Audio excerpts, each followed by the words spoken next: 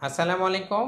আজকে আমরা খুব কমন একটা বিষয় নিয়ে কথা বলবো ইনশাআল্লাহ। সেটি হচ্ছে সাইনোসাইটিস। আমার সামনে আমার একজন সম্মানিত রোগী আছেন। উনার বাড়ি হচ্ছে সেনবাগ। উনি একজন সফটওয়্যার ইঞ্জিনিয়ার। উনার যে সমস্যাটা এটা নিয়ে অনেকদিন ধরে উনি ভুগছেন। আমরা এখন শুনবো যে উনার আসলে কি সমস্যা। আসসালামু আলাইকুম রাহমাতুল্লাহ। ওয়ালাইকুম আসসালাম। আপনার জি, কি সমস্যা হচ্ছে আমাকে একটু বলেন তো? আমার স্যার সবসময় নাক সবসময় বন্ধ হয়ে থাকে, মাথা ধরে থাকে, ঘাড় ব্যথা করে, নিচের দিকে বেশিক্ষণ তাকাইতে পারি না বা আমি যখন পিসিতে কাজ করি, লং টাইম কাজ করতে গেলে আমি মাথা বার হয়ে যায়, ঘাড়ে ব্যথা করে। এই এই সমস্যাগুলো অনেকদিন ধরে আমি ফেস করতেছি। আমি ছোটবেলা থেকেই এই সমস্যায় ভুগতেছি। সাইনোসাইটিস ছিল।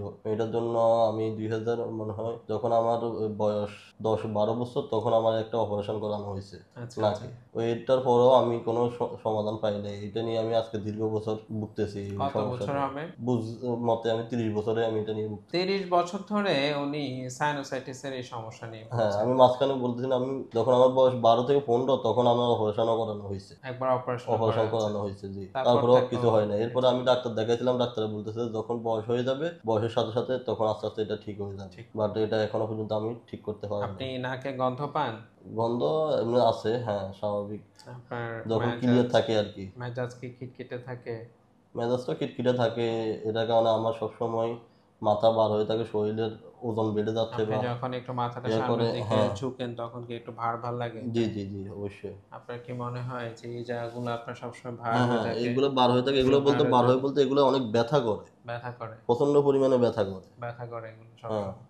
আমরা ওনার সমস্যাগুলো শুনলাম মনোযোগ দিয়ে এবং দেখলাম যে ওনার নাক বন্ধ থাকছে। আমাদের নাকের পাশে যে জায়গাটা আছে যেগুলোকে আমরা সাইনাস বলি, ওই সাইনাসগুলো ভার হয়ে আছে। ওনার মেজাজ খিটখিটে থাকে এবং দীর্ঘদিন ধরে উনি ট্রিটমেন্ট নিচ্ছেন কিন্তু উনি ভালো হচ্ছে না। তো এগুলো যখন আমরা কোনো রোগীর মধ্যে পাই আমরা কিন্তু সাথে, সাথে সন্দেহ করি যে ওনার সাইনোসাইটিস জনিত কোনো সমস্যা কিনা। এবং আমি ওনাকে দেখা মাত্রই আপনাকে কিন্তু একটা পরীক্ষা করতে দেই।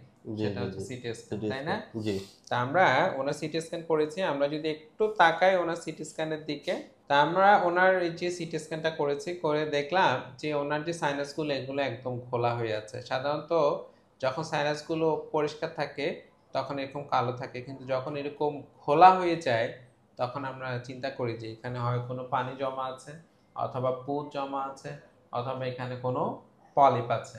এবং এই সমস্যাগুলো যখন থাকে তখন কিন্তু আমরা মোটামুটি নিশ্চিত হয়ে যাই যে এটা সাইনোসাইটিস হতে পারে। এবং আমরা যদি সিটি স্ক্যানের আরেকটা ফিল্ম যে দিকে তাকাই দেখি যে পুরো সবগুলো সাইনাস, এই যে আমাদের অনেকগুলো সাইনাস আছে সবগুলো সাইনাসের মধ্যে এটা পলিপ আছে, এটা ঘোলা হয়ে আছে, এখানে ইনফেকশন আছে, এখানে পুজ আছে এবং সবগুলো সাইনাস আমরা যদি তাকাই একদম সামনে থেকে পিছন পর্যন্ত প্রায় সবগুলো সাইনাসে কিন্তু ওনার সমস্যা আছে। যেমন এখানে এই জায়গাটা পুরাটা ভরে আছে হচ্ছে পানি, পলিপ, তার পুজ দিয়ে।